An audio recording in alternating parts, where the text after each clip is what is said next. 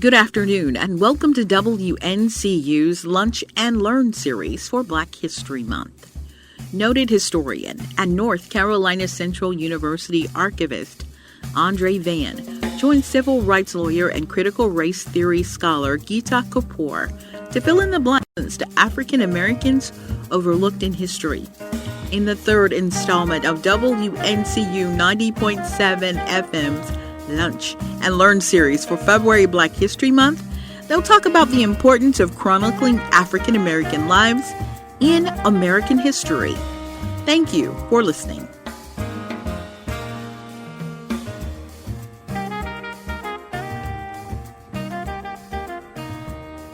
Hello, I'm Andre Vann, the archivist and instructor of public history in the James E. Shepard Memorial Library here at North Carolina Central University.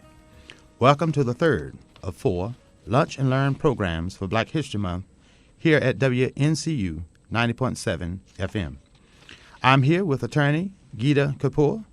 She is a civil rights lawyer, a law professor, and a critical race theory scholar, and also an author.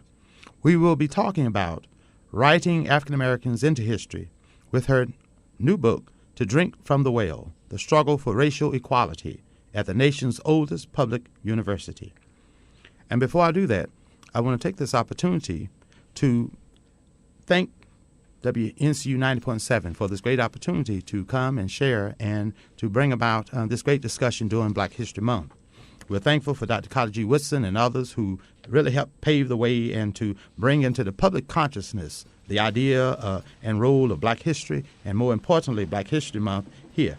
And so when we think about this, we go all the way back to 1915 with the Association for the Study of African American Life and History and their great and important role, and we're glad to be a part of that great discussion.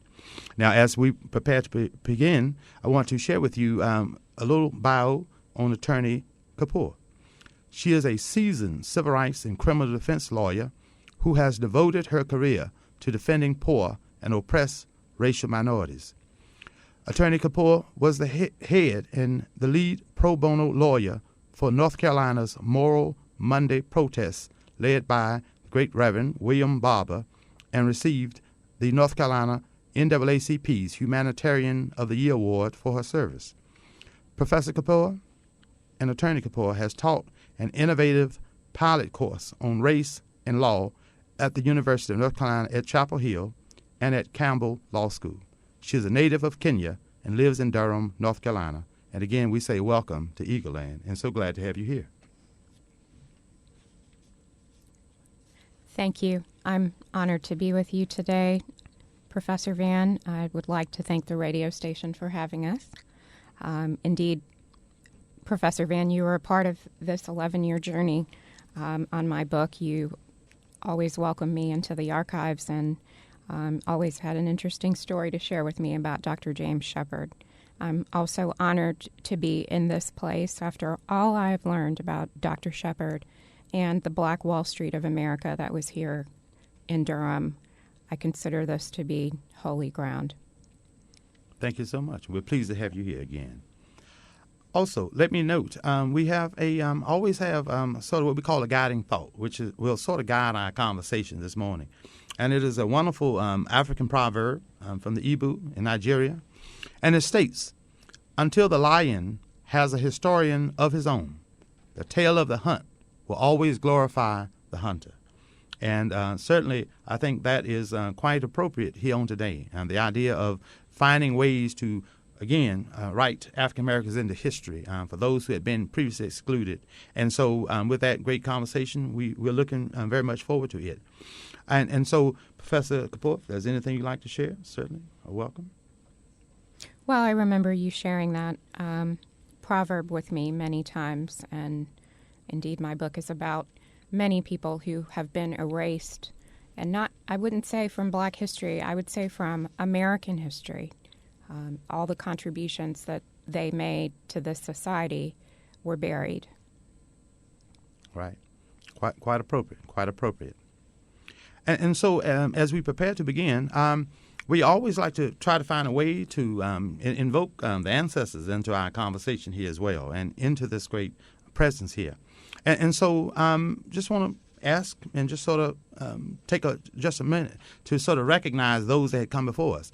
And so I would ask you, and then those who are in the audience, if you may know of someone, it's all right, wherever you are, if there's a name of someone that you wish to sort of recognize during this Black History Month, feel free to do so, whether by yourself, at home, or wherever. But we certainly want to make sure that those persons are remembered and remembered well, and we leave it up to you.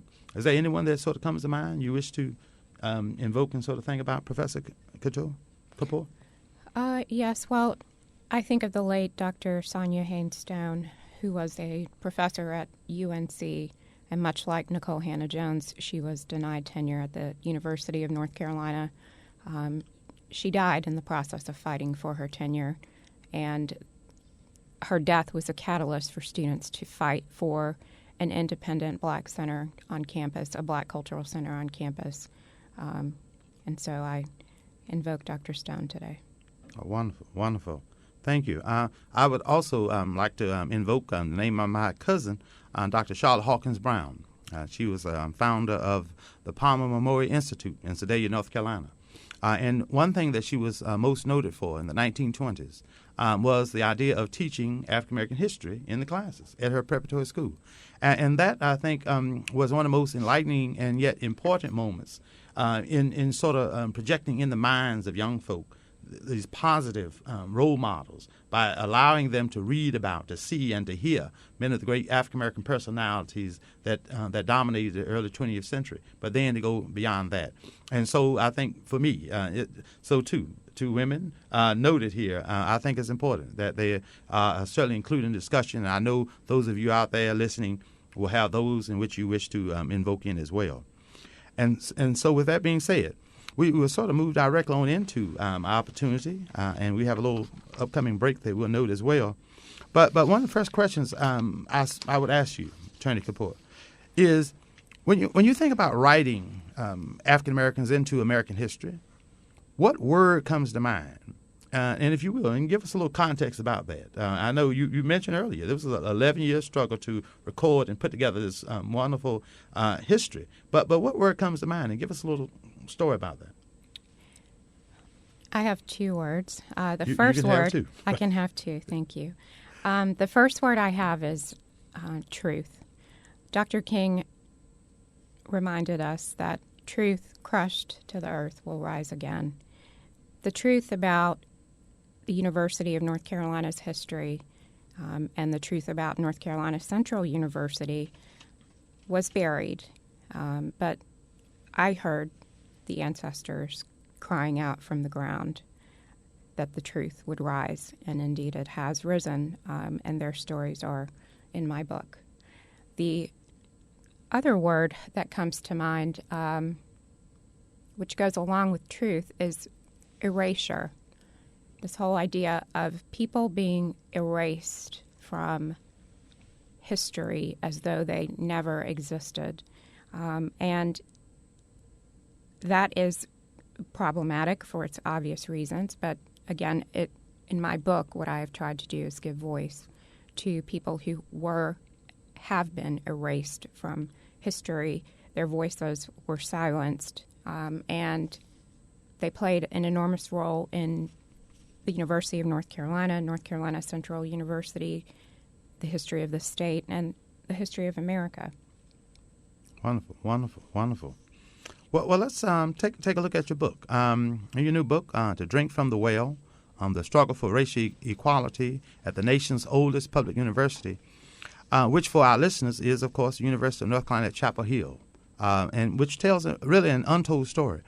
And so I just wanted to know, what inspired you to do this extensive research and to write this book? In 2010, I was on the campus. 7 years after graduating, I was at the Wilson Library. The Wilson Library is an enormous library on the campus that houses all the archival materials. And I saw a poster for an exhibit called We Shall Not Be Moved, African Americans in the South. So I went to the exhibit. There I found 2 black and white photographs that forever changed my life. One was of Harvey Beach and Kenneth Lee. They were the first two African-American law students at the University of Chapel Hill. The caption underneath their photograph said that they had been admitted after a lengthy court battle that ended in the United States Supreme Court. The second photograph, another black and white photograph, was of Ralph Frazier Sr., Leroy Frazier Jr., and John Brandon, the first three black undergraduate students at the University of North Carolina, seated at the old well. The caption beneath that photograph said that they were admitted after a lengthy court battle that went all the way to the United States Supreme Court. I was stunned. I was shocked to my core, and I felt very betrayed. I had spent 7 years at the university. I got my undergraduate degree there, got my law school degree there, and I had not seen, heard, or been taught about these men. Indeed, as I stood there, I realized I owed my entire professional career to the sacrifice that these men had made for me. And I felt betrayed by the university and by my professors, if I'm being honest. Well, I went searching for the court cases as a lawyer. Hearing that a case ended in the U.S. Supreme Court was very intriguing to me. And I found the cases to be fascinating. I went looking for their stories, and then there was this call that would not leave me alone, that I had to write a book. And when I started, I thought I was writing a book about those two cases. But the more research I did, the more I found a larger story that intertwined the University of North Carolina with the black community in Durham, with the first public HBCU in the nation, North Carolina Central University, and which intertwined the governor's legislature to the black community in North Carolina and to America. And it was a story very few people seem to know. So that is the inspiration was really those two photographs. Well, speaking of stories, you open your book with a powerful story about a man named Wilson Caldwell. How did you find him, and where did you find his story? After years and years of searching through archives and finding one story after another of racism by the University of North Carolina, by state officials, I kept wondering how far back does this go? In effect, when did this cancer begin? One day I stepped off the elevator on the third floor of the Wilson Library, where the archives are, to continue digging for stories. I opened the glass doors, and the first thing I saw was a large, grainy, black and white headshot of a black man perched on a canvas stand. I had a moment where the entire world around me stopped, and I could not take my eyes off him. And I knew, as I stood there looking at him, that he was the beginning. Turned out that his name was Wilson Swain Caldwell. He was an enslaved man owned by the university's president and former governor of North Carolina, David Lowry Swain. The archivist at the Wilson Library told me that his grave was nearby. I went to his grave that very day. He has a memorial that is probably one of its only kind in the state, nation, some say even in the world. He has a sandstone pillar there with a metal plate, and on the metal plate is a tribute, and this is what the tribute says. Here was laid the body of Wilson Caldwell, the student's friend and servant, the best type of black man who he sought to elevate by labor, the solution of the race problem. His rights were cheerfully conceded. 3 generations of white men testify of his faithfulness. Let him rest here till he's ready for work again. Those the last words, "Let him rest here till he's ready for work again," hit me in my stomach very hard, and I immediately felt a cloud of grief set in on me, and I wondered, even in death, this man is to remain enslaved. Even in death, he could not be free. I sat there on the ground with him for a while. I wondered what his life was like. I wondered what deferred dreams he had for his 11 children. I wondered what deferred dreams he may have had for his own life. And I wondered if for the 30 years that he served the white students at Carolina, if he wondered, one day I'm doing this because black boys will be here. Well, the archives do not have the stories of enslaved people like Wilson Caldwell, as I'm sure you're very familiar with, Professor Vann. Toni Morrison indeed struggled with this in writing Beloved. She used a technique called emotional memory, where you look at a photograph and stare at it. I looked at his photograph, and there I found the stories, and I let his story pour onto paper. Wonderfully told, and a great story that all should know. I have a follow-up question in just a moment. And again, I am Andre Vann, the archivist and instructor of public history in the James E. Shepard Memorial Library at North Carolina Central University. Welcome to the third of 4 Lunch and Learn programs for Black History Month here on WNCU 90.7 FM. I'm here with attorney Geeta Kapur. She is a civil rights lawyer, a law professor, a critical race theory scholar, and also an author. We will be talking about writing African Americans into history and her new book, To Drink from the Well, The Struggle for Racial Equality at the nation's oldest public university.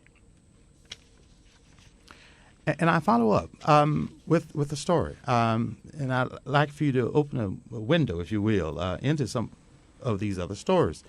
You uncovered many hidden stories in your book. What surprised you the most about these stories? And if there's another you wish to allude to, you're certainly welcome to do so. Well, as our listeners can imagine, there were many, many hidden stories that surprised me. One that comes to my mind because I'm here at North Carolina Central University is this one. In 1938, the United States Supreme Court ruled that the University of Missouri's all-white law school had to admit Gaines, who was the black student who had applied and had been rejected, or the state needed to open an equal black law school at the all-black Lincoln College in Missouri. Well, shortly after that, here in North Carolina, the legislature hastily appropriated money for Dr. Shepard to open a law school here at North Carolina Central University.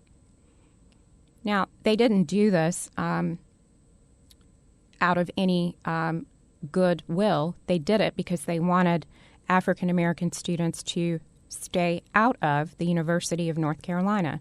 And indeed, the law school at North Carolina Central University was the second law school opened in the nation after the Gaines case. State officials, as I frame it in my book, shoved the law school into 2 classrooms in the administrative building, which was where Dr. Shepard's office was. One classroom had law library books piled in the back, 10 feet from the floor to the ceiling. The other classroom, which was used for instruction, was also the office of one of the professors. So from the very beginning, the law school that was opened for African American students here in North Carolina was separate and unequal. That was very surprising, a very surprising discovery for me. Right. And let me just follow up. When you think about the idea of the inclusion of different diverse stories like this, and really, I guess what we would call the pushback against these stories. What would you say to that? To those who do not think that these stories are worthy of telling and that should not be included.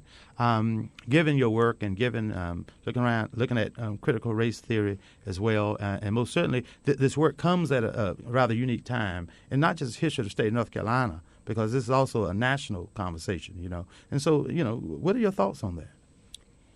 Well, I would warn everyone that if we conceal the truth, then we will all suffer as a nation. And we need to look no further than as George Floyd was savagely murdered in front of our eyes on television. The truth about police brutality against the African American community, African American men in particular, had been hidden for so long, and African American people had been crying out, this is an issue, this is an issue. The nation did not want to deal with it. People who are in power did not want to deal with it, and now, tragically, George Floyd is no longer with us. We must deal with the truth. I'm a person of faith, and the word says, the truth shall set you free. Until we deal with the truth, we are all in bondage. Indeed. Let me go back just a little bit earlier. You mentioned a little bit more about Dr. Shepard. Was there anything that was kind of interesting or curious about him that you may have kind of uncovered? You are in Eagle Land, and so we certainly welcome any insights that you may offer. Well, I didn't go to school here, so I didn't know much about Dr. Shepard, but, I have you to thank for teaching me so much about him. I'll tell a funny story about Dr. Shepard, and then I'll tell a more serious story. So Dr. Shepard's office was in the administrative building, and I think it's you, Professor Vann, who told me that he had this thing that just bothered him, and he was often heard he was often seen hanging outside of his window saying, "Young man, get off the grass now." That was a crime to Dr. Shepard. I found that to be, to both humanize him, and I found it to be funny. But on a more serious note, some people call Dr. Shepard an Uncle Tom, or say that he sacrificed the race because he believed that segregation should remain. Well, those people don't really understand Dr. Shepard. Dr. Shepard, from the moment his school opened in 1907. Actually, 1910. 1910, okay, Right. Sorry. When it opened in 1910, he was beholden to white benefactors from the moment the school started. And as time went on, he became beholden to the legislature and the governor. Indeed, the governor had a seat on the board of trustees. And so, in effect, he was directly answerable to the governor and to the legislature. And because he was answerable to them, they basically controlled the finances of the school. So he was a man who was caught in a very, very difficult position. Here, on one hand, he wanted African American students to be educated, and on the other hand, the legislature and the governor deployed him and used him as a tool, saying that segregation should continue. But Dr. Shepard knew that he was also, by all accounts, a masterful diplomat, and knew that segregation had to remain intact so that African American students could get an education. Indeed, he never turned away a poor student from all of the accounts. And so he was a complicated man, and to say that he betrayed the race is not true. He was caught in a very precarious, a very difficult position. Right, and I think you've raised a very important point about an examination of what courageous people sometimes do during very difficult and unknown times. And so I think Dr. Shepard, a sort of reflection on his life does allow more of a more comprehensive look at his life and body of work, in the sense of not just being a founder of an institution, but one who was considered a race leader. And I think it's equally important, I think, as has been noted, that oftentimes he is ascribed these certain titles without proper examination, as I always like to say. And yet the records and evidence is there. If one wishes to look into his life, his papers have been digital for the last 10 years, by the way. And Reginald Ellis and Dr. Linwood Davis and others have sort of tried to capture the essence of his life. But it is about how, one did have to sort of operate in this environment of leader on one hand in the African American community, but on the other hand, understanding the very delicate balance that one had to walk in terms of not just level of activism, but also around what was known then as the Negro question. Yes. And more importantly, the question around leadership. And so in establishing his institution right here in Durham, I think it offered, a very good model, to sort of study of what one does with the privilege. And he was one of certain privileges, let's be honest. And the question is and was, what did he do with that privilege? And so we're glad to say that he was able to establish an institution, but at the same time really work to build a cadre of leadership in his men and women students here that will go out and transform this nation. You don't have a university motto of truth and service by accident that comes along. So, but anyway, I'll let you respond. Indeed, Dr. John Hope Franklin was one of his early faculty members here, right? Right. For all the listeners who are very familiar with Dr. Franklin. Dr. Shepard also used to say this, that the price of segregation is high. And in saying that, he was letting the legislature know, you want to continue having this segregation model, that's fine, you're going to pay for it. So again, he was a man who was caught in a very difficult position. I would like to also add that several times before the legislature took the school over and made it a public HBCU, his personal belongings were auctioned off for the debts of the school. And so this was a man who paid a very high cost to have this institution for African American students to be educated. Indeed, and I would add in, as we prepare for a break in a moment, I would add in as well his dear wife, Miss Annie Day Shepard. I did a wonderful talk here with the Women's Center here and talked about the role of that. And I noted one very important point, and I asked the question of the students. I said, well, how many of you all would have done the same? And that story was around the fact that when those early years were challenging financially for this institution. And so Dr. Shepard and Mrs. Shepard both put up their home, sold their home. And I asked the question, well, how many would have been so committed to an idea and to a dream that one would even consider putting up one's home as a personal sacrifice? And I think that gives you, a very great window into a world of what those who are challenged, and in these challenging times, what do they do with that? These positions and decisions that they make is equally so important as well. And so we will take a great opportunity to have a break at this time.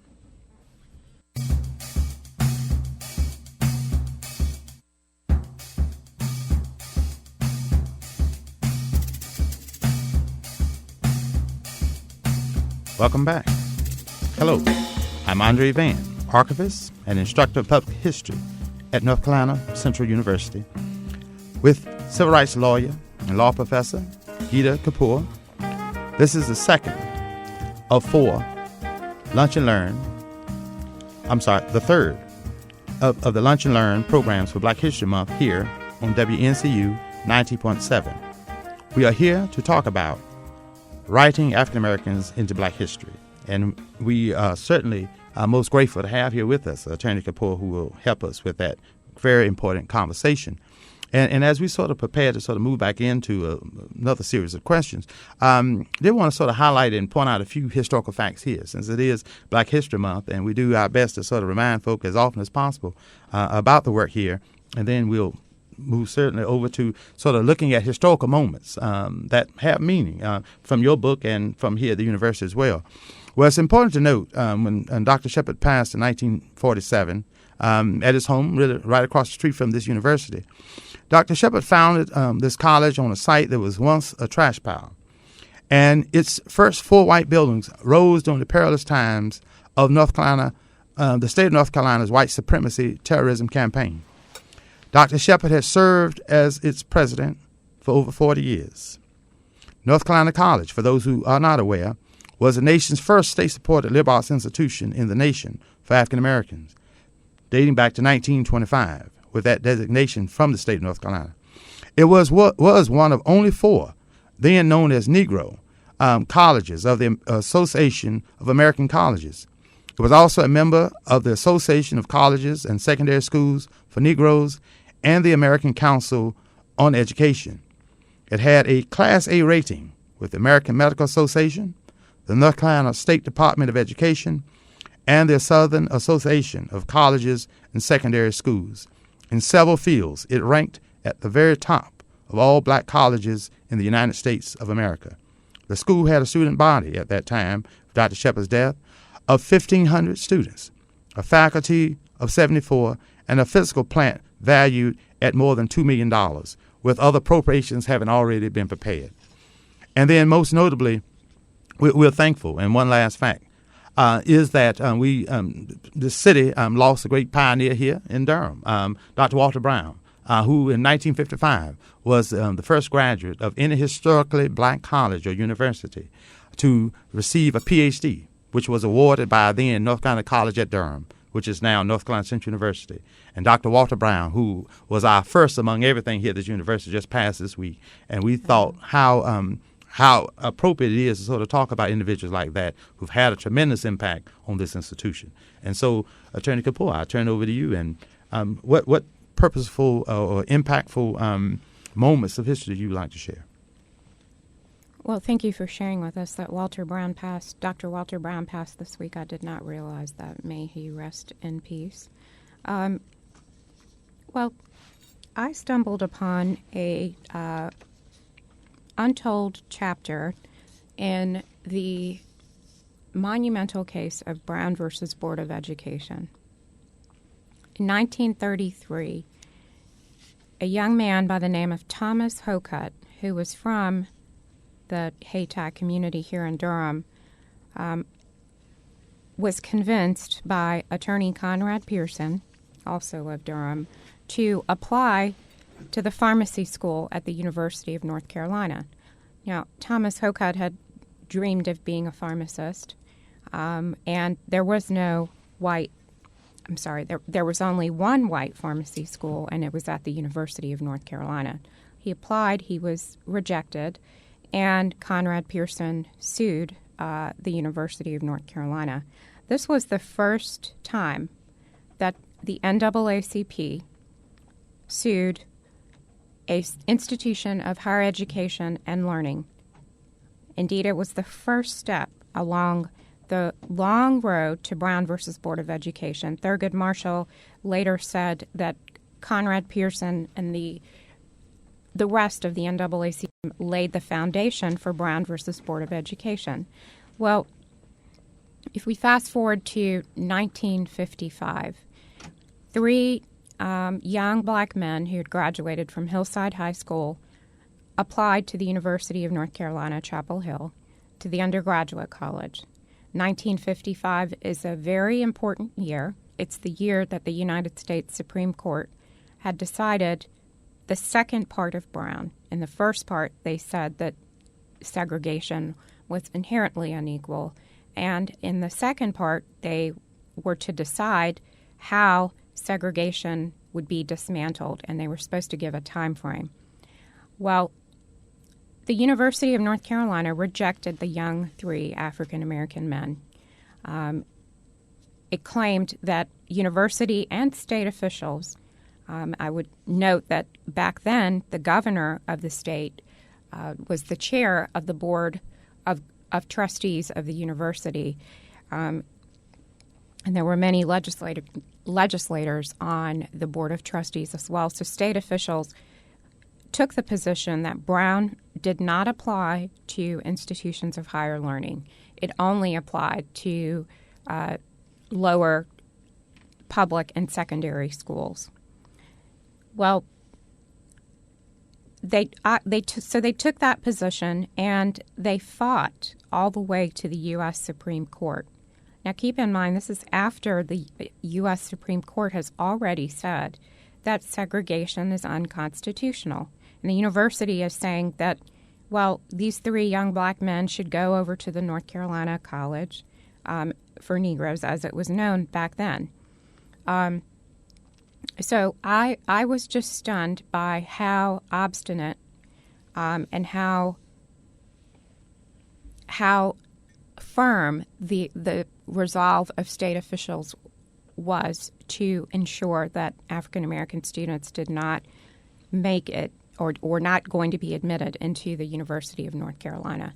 Well, the U.S. Supreme Court, in effect, by its ruling, said that Brown did apply to colleges did apply to institutions of higher learning, to colleges and to universities. And so in 1956, with the Erasure case, which is the one that I've been talking about, the U.S. Supreme Court made its final ruling in Brown versus Board of Education. So Brown versus Board of Education began here in North Carolina and ended here in North Carolina. That is probably the least known historical fact about Brown versus Board of Education. Thank you for that enlightening discussion. And let me just ask also, when we think about these historical moments and really historical nuggets, as I would like to call them, what is sort of the hope that you have that this book, especially impact-wise, might have upon really the consciousness and consciousness raising among not just students at UNC Chapel Hill, but at other institutions as well? What does that look like on your end as you sort of think about that?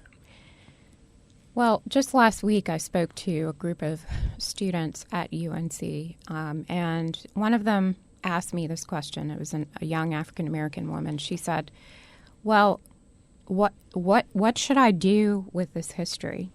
I don't know how I should feel about the University of North Carolina.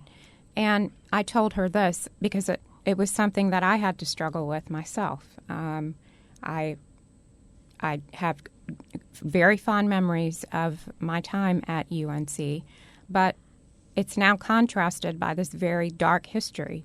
And I told her that this is how I had resolved it in my mind, that she needed to walk around that campus not with a sense of shame, not with a sense of I don't belong here, not with a sense of I'm here filling a seat because of affirmative action. She needed to walk around that campus and look at the buildings, look at Old East Dormitory, and look at the bricks that were laid at the foundation of that building. Those bricks, every single one of them, were made by enslaved people, laid by enslaved people. Indeed, the old well was dug by enslaved people. I told her that that is our university, and the answer is not what's been happening at UNC is we've seen an exodus of people leaving. And I forget who the great historian was. Maybe you can remember Professor Vann, who said that we are not leaving America. Indeed, our forefathers have made this our home, and we are going to stay here. Indeed. So that is what I try to impart to her. And, she just, her entire disposition transformed. And so, what I expect for African American people is that they would be liberated by the truth and by the determination. My book is, as the cover reveals, is a very dark. There are dark stories in my book, but the book is also a beautiful story about the determination of Black people who refused at all cost to be relegated to the position that they were given. They fought every inch in the face of every obstacle imaginable. And so I would say that it should be a source of pride. History should be a source of pride. And then, for white Americans, they should feel a sense of betrayal because they've been deceived as well. We've all been deceived, really. Well, I think certainly this book, To Drink from the Well, I think sort of offers then that opportunity for a re-examination of that period. And it shows that history, does not just sort of stay the same, that sometimes it does require this level of revision to bring about a more accurate and important truth that sometimes, I think, as you've noted, sometimes is buried. And so without sort of these stories sort of being uncovered and really shared with the new generation, that history, could really die. And so I think we're very thankful, again, for the great work and research you've done around this topic. And so we're going to hopefully have just a few more minutes of dialogue, and we want to certainly thank the audience for participating in this. And again, I would note, I'm Andre Vann, along with civil rights lawyer and critical race theory scholar, attorney Geeta Kapur. This is the third of 4 Lunch and Learn programs for Black History Month here at WNCU 90.7 FM. We are talking about writing African Americans into history. And so let me just follow up from there and just sort of ask, because you mentioned a lot how some of these histories sometimes becomes personal, right? And you shared a bit about your personal experience. And I think, audiences, oftentimes like to know, and I always teach my students, I say, well, if you want to know a work, then you need to read and know a little bit more about the author or the creator of that work to better understand where they've come from. And so let me just ask you, so what are some of the lessons that you have learned about yourself in writing this book? For those who might be interested, possibly in doing the same, or advice you might want to share with them as well. Well, this book is really a miracle, and I would be remiss if I sat here and took credit for it. As I mentioned, I felt a calling, and it would not leave me alone. And let me just say that I tried to run from this assignment many times. I think I don't know how many times I complained to you, Professor Vann, about how overwhelming this task was that I had been given. But the lesson that I've learned is that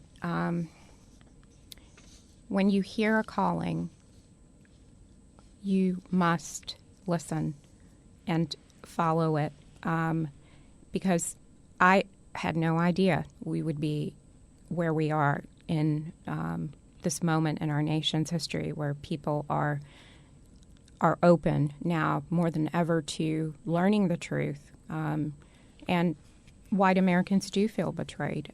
So I would say that if you feel called to do something, then you should do it. You must do it, actually, not should.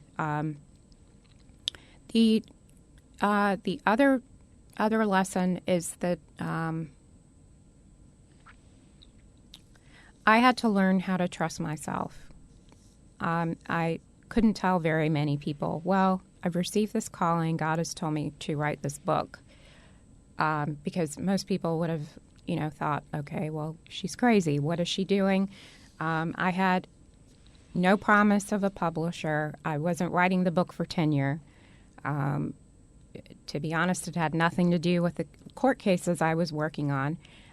This just seemed to be something that had nothing to do with the trajectory of my career. But I had to trust that the voice that I was hearing would carry me the entire way, and it did to the very end. So those would be the lessons I would pass along. Okay, well, that's a very important point. And let me just ask also, just to sort of help paint the picture, if you will, since sort of the theme, I guess, has sort of been around the question of critical race theory, can you just in a boilerplate matter way sort of share with us, just for the record, what critical race theory is and what does it mean? Well, first let me say the critical race theory that we are hearing about in the media, the debates over critical race theory in the public schools, that is all a lie. It is all propaganda that has been deployed by the Republican Party to rally their base. They do not know what they are talking about when they say they don't want their children being taught critical race theory. Well, there's no way that any child can be taught critical race theory, because critical race theory is a scholarship that originated out of law schools. It is a course that is taught in law schools that requires an interrogation of the role that the law has played in upholding slavery, upholding Jim Crow, and in the vast inequalities that we see in every aspect of American life. Critical race theory looks at the role that the law has played in the inequities and systemic racism in America. So that is what critical race theory is. What it is not is what you're hearing about it in the media. The reality is that what they are afraid of is not that critical race theory will be taught. They're afraid that American history will be taught, and that the real American history will be inclusive of the indigenous people that were here, Native Americans. It will be inclusive of the enslaved African American people. They don't want the real history of this nation being taught. Mm-hmm. And then that sort of, in a sense, sort of offers, I guess, as would be said, the danger of what happens when an entire generation possibly grows up without knowing about the history of others.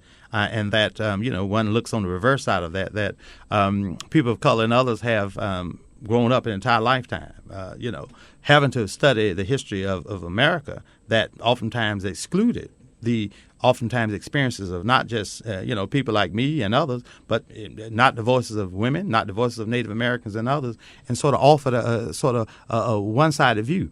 And we always say, here in the South, and I do quite a few talks, and I always remind folk here in the South that the toughest conversation we can ever talk about is around the question of race. And I told folk we'll talk about our beautiful trees. We'll talk about how sweet the tea is, but we don't do a very good job of talking about the question of race. And so, I don't know if you sort of encounter that, about this openness. I think sometimes to sort of talk about that. I'm not sure if it was just with the passing of George Floyd that kind of ushered in, even heightened consciousness around that question, but how do you approach that or look at it? Well, I think what George Floyd did is that his tragic death was a catalyst for all of us to wake up, and in particular for Americans who denied that systemic racism existed. So, there's individual racism. For example, if you think about the Klan burning a cross in the front in someone's front yard, then there's systemic racism. If we look at the distribution of wealth, the distribution of power, and how that plays out in education and property, and in financial resources, there are vast inequalities between white America and between black America, and that is because of systemic racism. Let me give you one example. During the 1930s, the federal government participated in what is called redlining, where particular neighborhoods were literally marked with a red line on a map, and there was a decision, a conscious decision that that area would be starved of mortgage lending, would be starved of other financial resources. That, we can trace the effects of that all the way up until today, in that African American people are less likely to pass on land and wealth to their descendants. So George Floyd really, for the first time, I think, shook everyone up. Watching him die, I think we realized that we needed to be alive and wake up and understand why that police officer thought it was completely acceptable to murder him in broad daylight on camera. It was because he thought he would get away with it. And, so that's how I would, I think, respond to what George Floyd has done for us. All right. Well, thank you. So as we prepare to close out this series, just want to sort of offer to you a question. That question sort of looks to tomorrow, right? It's a question I always like to sort of include in. And so it's sort of asking, those of us in present day to sort of look beyond where we are right now. And so I use this sort of metaphoric sense of what we call a message in a bottle, right? So in the scope of your great work here, to drink from the well, and your comments here today, what is one message in a bottle that you would leave for the next generation to find? Because as we know, what is present will be past one day. So what would that be? Well, I'm thinking of my 3-year-old daughter right now, and there are many things I want to leave with her, but the most important thing I want to leave with her is for her to follow her calling and not be concerned about what people will think. And if there's anything I think that young people need to hear is that we're all born here for a specific purpose. We're all here to fulfill a specific assignment. Mine happened to be this book, but everybody has an assignment like this, and you really have to put aside what people will think. Because if I thought about what people would think, I wouldn't have written this book. And these people may have remained erased from history. So that would be my message to them, is to listen to that small inner voice that you hear, and to be true to yourself. Well, that's powerful, because I think what you're doing is you're projecting forward the future for your daughter, a life beyond what we see today, and I think that's important, and I think we can all learn from that. So as I prepare to close out, is any one last thought? Well, I would ask you, what message would you leave in a bottle for the next generation? My message is always optimistic and yet hopeful. That I'm reminded what my grandmother said, and my grandmother Ida was a little small little lady, and more than 5'1", one of the most powerful ladies I knew. But she would always say, she said, "Don't be fooled by what you see." And what she was saying was that, though, the climate and conditions that may exist today, may appear to be long serving, but don't believe that. And if you work hard enough, and that's what we do, using the power of history to educate and empower others to see themselves in a much more positive light and way. And as you're doing, writing people into history, that is probably one of the most powerful things I think that one can ever do for the next generation, to really prepare them for tomorrow. So thank you for that great question.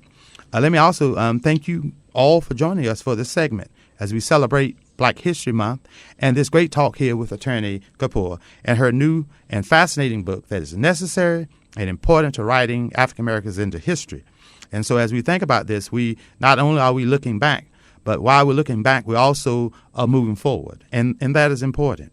And that is certainly important. And so for those who may be interested in learning more about To Drink from the Well, the struggle for racial equality at the nation's oldest public university, I would guide you to a very focused email here at Blair Publishing, which is publicity@blairpub.com to find out more about the book. I also will note as well that I'm Andre Vann, and you again are listening to the third segment of 4 Black History Month Lunch and Learn programs, Writing African Americans into History, here at North Carolina Central University on WNCU 90.7 FM. A special thank you to Professor Kapoor. I appreciate you being here. Thank you. Join us. Thank you. Join us on February the 24th, featuring attorney Irving Joyner, to talk about an American coup d'etat in Wilmington, North Carolina, 1898. Thank you, audience, for listening. And we expressed on the following program do not necessarily represent the opinions of this station, its sponsors, or North Carolina Central University.